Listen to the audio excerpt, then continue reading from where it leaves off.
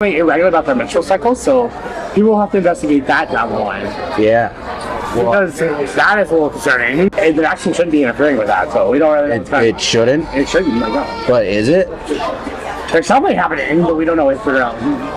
Well, I mean, you're a urologist, so you must understand like what's going on with it, right? Like, So that's why I understand that it's weird. I hope we don't find out that like there's somehow this mRNA like lingers in the body, and then like because it has to be impacting something hormonal stuff to impact menstrual cycles. Yeah, or like the entire next generation is like super fucked up. Could you imagine the scandal? Oh my god! I'd take Pfizer off my resume.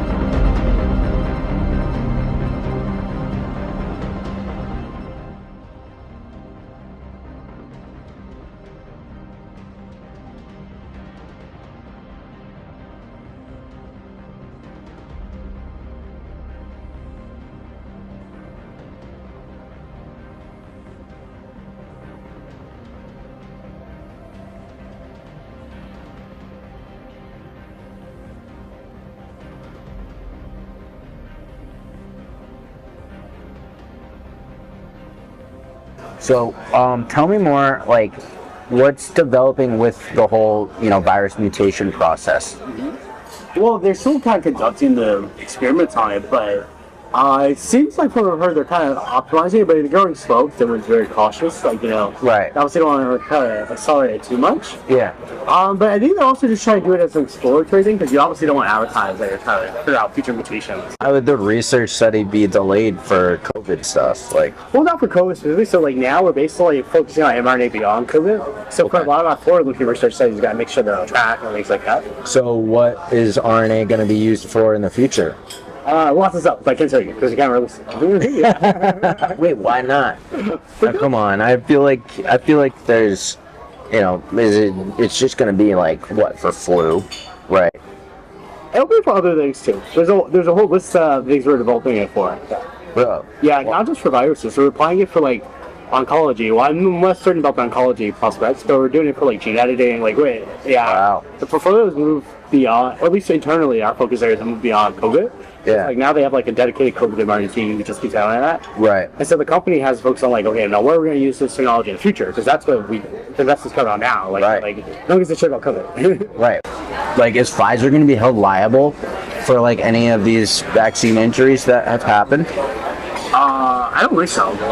Because usually when you give drugs to people, if there's like a known side effect, it's like this, it's included and like that's in the label, but it could be. I mean, like there were like lots of people were like Vioxx and heart attacks. Really? Or, yeah. Vioxx. So that wasn't for us, that was another pharma company. Well, they still have to do like the monitoring for it over time. So there hasn't been like any problems so far. But we'll see. Like in the next couple of years, if anything comes up, I'm hoping it won't, obviously. Hope nobody's growing 3 legs or something like that, right? Yeah, or like the entire next generation is like super fucked up. Could you imagine the scandal? Oh my god! I'd take Pfizer off my resume. Something irregular about their menstrual cycles, so people will have to investigate that down the line. Yeah. Because that is a little concerning. Because like if you think about the science, like it shouldn't be interacting with like it's called like the hypothalamus, pituitary gonadal axis. Right. Like the hormones regulate their menstrual cycles, things like that. And the vaccine shouldn't be interfering with that, so we don't really. It shouldn't. It shouldn't. Like that. But is it? There's something happening, but we don't know what figure out.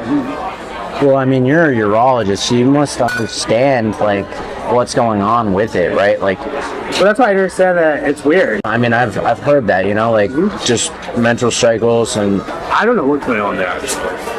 yeah. We don't discover something really bad from that one. I hope we don't find out that like there's somehow this mRNA like lingers in the body, and then because it has to be impacting something hormonal stuff to impact menstrual cycles. Right. So somehow the vaccine is supposed to be interacting with like that axis signal, the HPG axis, to cause these changes in menstrual cycles.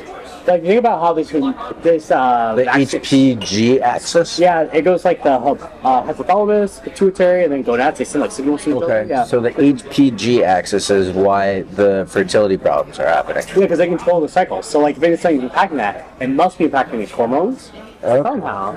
But then we can figure out, like, how are they impacting hormones? Because, like, the signaling starts in, like, the brain, right? And the vaccine doesn't cross the blood-brain barrier.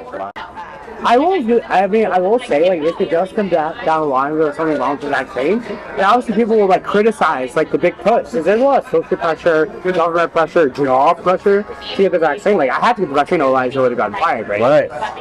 And if something were to happen downstream and it was, like, really bad, I think it would, I mean, the scale of that scandal would be, like, enormous.